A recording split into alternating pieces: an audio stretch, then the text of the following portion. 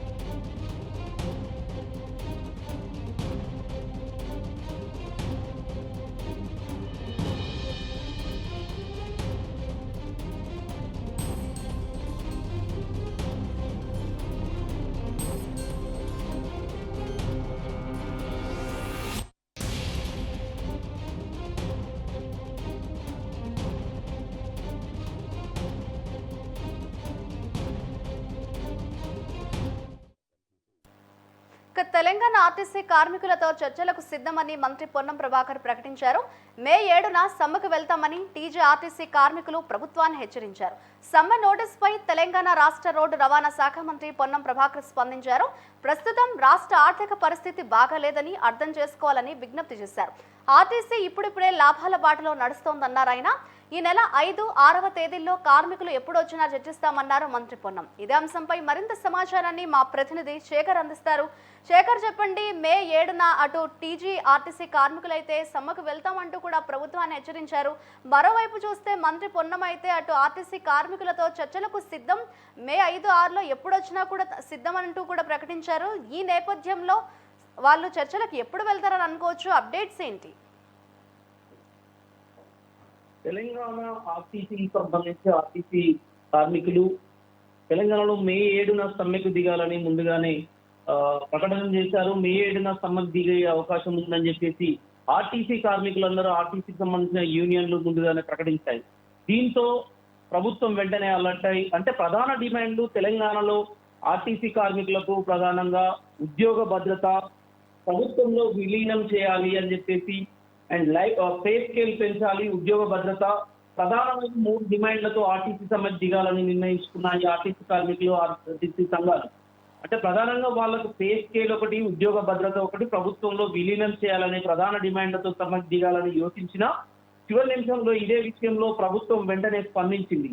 ఆర్టీసీకి సంబంధించిన మంత్రి, ఆర్టీసీ శాఖ మంత్రి పొన్నం ప్రభాకర్, బీసీ మంత్రిగా ఉన్న పొన్నం ప్రభాకర్ వెంటనే రాష్ట్రంలో ఆర్థిక పరిస్థితి బాలేదు, ఆర్థిక పరిస్థితి విషయాలు తెలుసు, ఇప్పుడిప్పుడే గాడిన పడుతుంది, ఆర్టీసీ నష్టాల్లో నుండి లాభాల బాట పడుతున్న పరిస్థితుల్లో ఈ సిచ్యువేషన్ లో మీరు సమ్మెకు దిగడం సరైంది కాదు అని చెప్పేసి ఆర్టీసీకి సంబంధించిన కార్మికుల సంఘాల నేతలతో మాట్లాడినట్టుగా కొంత సమాచారం అందుతున్నది.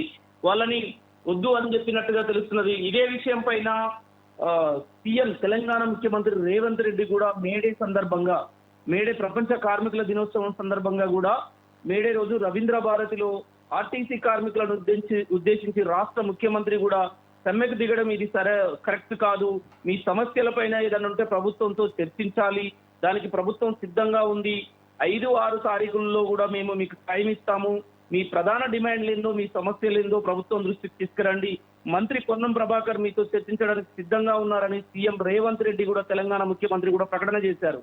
ఈ రోజు మంత్రి పొన్నం ప్రభాకర్ కూడా ఈ సమ్మె చేస్తామని తెలిసినప్పటి నుంచి మాధురి ప్రధానంగా వీళ్ళు పిలిచి తన సమస్యలు ఏదున్నా 5, 6 తారీఖుల్లో చెప్పడానికి మీ ప్రభుత్వం వినడానికి కూడా మేము సిద్ధంగా ఉన్నాము అని చెప్పేసి, సమ్మెకి మాత్రం ఎట్టి పరిస్థితిలో వెళ్ళొద్దు, రాష్ట్ర ఆర్థిక పరిస్థితి బాగాలేదు, ఆర్టీసీ పరిస్థితి ఇప్పుడే మెరుగున పడుతున్న ఈ సమయంలో సమ్మెకి వెళ్లడంతో తీవ్ర నష్టం కలుగుతుంది అని చెప్పేసి పొన్నం ప్రభాకర్ రిక్వెస్ట్ చేసినా కూడా కొంత ఆర్టీసీ కార్మికులు మాత్రం ప్రభుత్వంలో విలీనం చేయాలి, పే స్కేల్ పెంచాలి, ఉద్యోగ భద్రత కల్పించాలి, మహాలక్ష్మి స్కీమ్ తేవడంతో మేము ఎక్కువ వర్క్ లోడ్ కూడా ఎక్కువ రిస్క్, జాబ్ డ్యూటీ విషయంలో కూడా ఎక్కువ రిస్క్ తీసుకుంటున్నాం అని చెప్పేసి ఆర్టీసీ కార్మికులు కూడా పేర్కొనడంతో మొత్తానికి మాత్రం తెలంగాణలో ఆర్టీసీ సమ్మె 7 తారీఖున జరగనున్న నేపథ్యంలో ఇప్పటికీ మంత్రి పొన్నం ప్రభాకర్ వ్యాఖ్యల్ని మరి ఆర్టీసీ కార్మికులు దాన్ని తీసుకొని విరమించుకుంటారా లేదా అనేది వేచి చూడాల్సిన సమయం అయితే ఉన్నది మాధురి.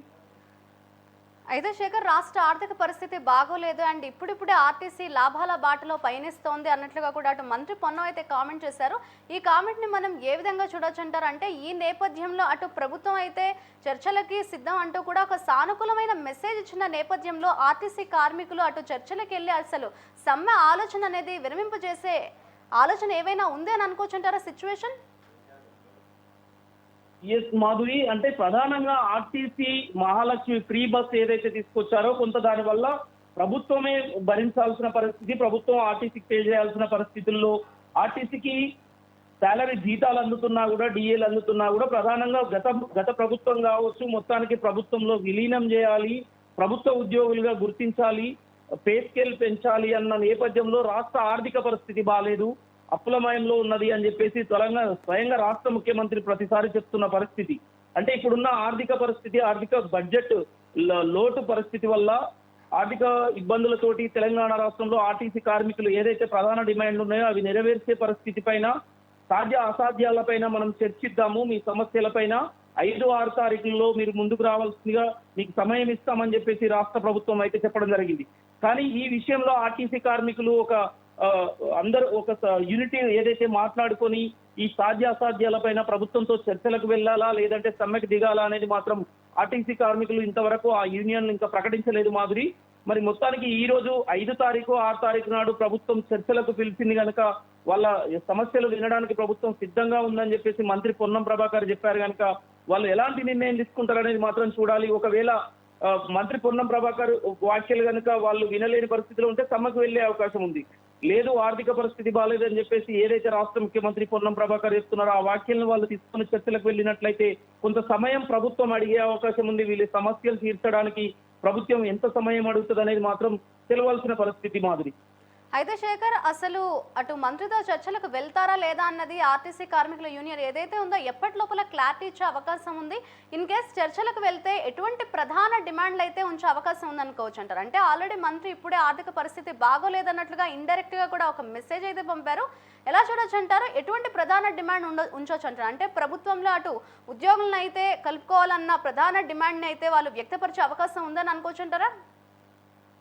ఎస్ మాధురి, అంటే ప్రధానంగా ఈ రోజు సండే సెలవు దినం కావడంతో మొత్తానికి చర్చల విషయంలో ప్రభుత్వ అధికారులు కానీ ఇప్పటికే ఆర్టీసీ కార్మికులు ఒక కొలిక్కి వచ్చి వాళ్ళ చర్చలు ఏంటి వాళ్ళ మాట్లాడుకొని తదనంతరం ప్రభుత్వానికి వినిపించే అవకాశం ఉంది వాళ్ళ వాయిస్. ఒకవేళ ఆర్టీసీ యూనియన్లు కానీ ఆ కార్మికులు కానీ వీళ్ళ ఏదైతే ప్రభుత్వం చెప్తున్న వినతి ఏదైతే ఉందో అంటే ప్రభుత్వం ఆర్థికంగా ఇబ్బందుల్లో ఉంది, కొంత మీరు సహకరించండి, తెలంగాణ ప్రభుత్వం ఆర్థిక ఇబ్బందుల్లో ఉంది, మీకు శాలరీలు వేతనాలు టైంకి ఇస్తున్నాము, మిగతా మీ ప్రధాన డిమాండ్ల విషయంలో కూడా నెమ్మదిగా ప్రభుత్వం ఒక స్టెప్ తీసుకొని ముందుకు వెళ్తుంది అని చెప్పేసి ప్రభుత్వం అయితే పదే చెప్తున్నది. రాష్ట్ర ముఖ్యమంత్రి కూడా చెప్పడంతో ఆర్టీసీ కార్మికులు కొంత ఆలోచనలో పడ్డారు. మొత్తానికి సమ్మెకు వెళ్ళాలా వద్దా అనేది మాత్రం రేపు ప్రకటించే అవకాశం ఉంది. వాళ్ళు ఒకవేళ సమ్మెకు వెళ్ళొద్దు అనుకున్నా కూడా మొత్తానికి ప్రభుత్వంతో వాళ్ళ సమస్యలు చర్చించిన అనంతరం వాళ్ళ సమస్యలకు కనుక ప్రభుత్వం సానుకూలంగా స్పందించి కొంత గడువు అడుగుతుందా లేదంటే ఏం చెప్తుందనే దాన్ని బట్టి వాళ్ళు సమ్మెకు వెళ్ళాలా వద్దా అనేది మాత్రం ప్రభుత్వంతో 5-6 తారీఖున చర్చలు జరిపిన తర్వాతనే తెలుస్తుంది మాధురి. ఎందుకంటే ప్రభుత్వం స్పందించే విధాన్ని బట్టి వాళ్ళు సమ్మెకు దిగాలా వద్దా అనేది మాత్రం తెలిసే అవకాశం ఉంది Madhuri. Right, thank you Shekhar.